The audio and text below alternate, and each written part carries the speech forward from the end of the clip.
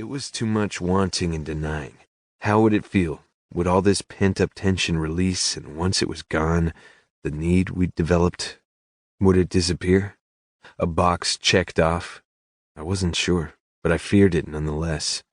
What if we crossed the line and in the end he hated himself for it? What if I hated myself?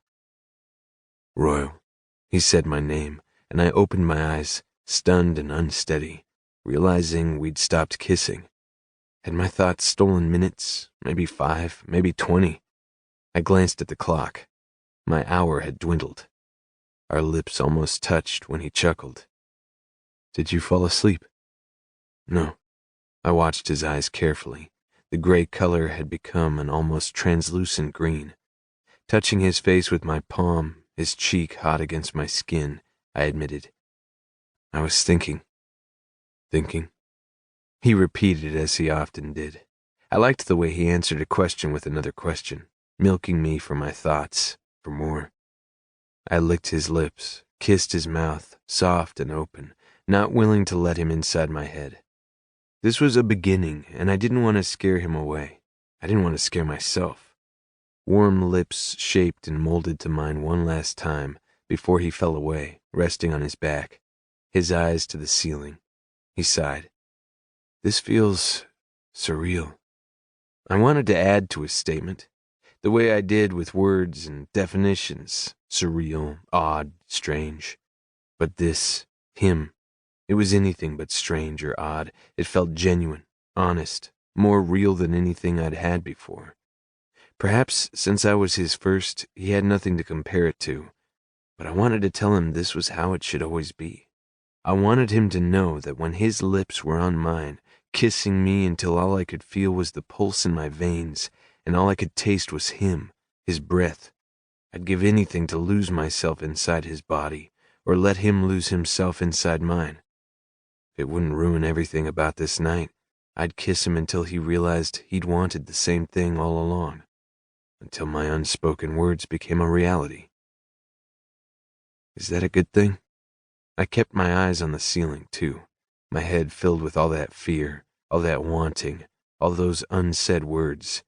Fear if I pushed things, wanting to push things, wanting to see where this thing could go. It is, he turned to me. I don't have a lot of good things, Royal. I wanted him to have every good thing imaginable.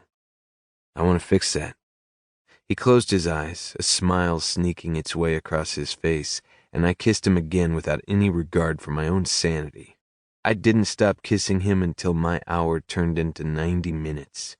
He left my room with flushed cheeks, a promise to see him tomorrow, and the taste of my mouth on his swollen lips, in a sweatshirt that belonged to me, but looked better on him anyway.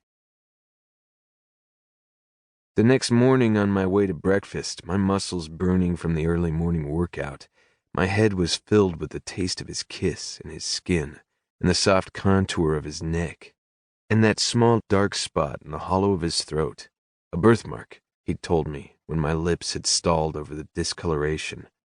It was my favorite thing about last night. That small patch of skin had belonged to me. I'd been the first one to kiss it, claim it as my own.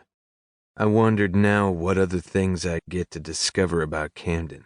How many freckles would he have on his shoulders? Did he have freckles at all? Did he prefer sleeping without noise, or did he have to fall asleep with music playing in the background like me? A soft piano or a tinny guitar? Would he sleep with an arm around my waist, or would he want me to hold him?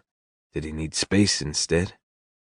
The questions in my head only fed my fantasies, leading me to think about other things, like the ways his eyes had turned dark when his hips had aligned with mine, how his fingers had crept into my hairline, daring me to press myself against him, and how his kisses had become desperate, growling when I'd given in to his dare.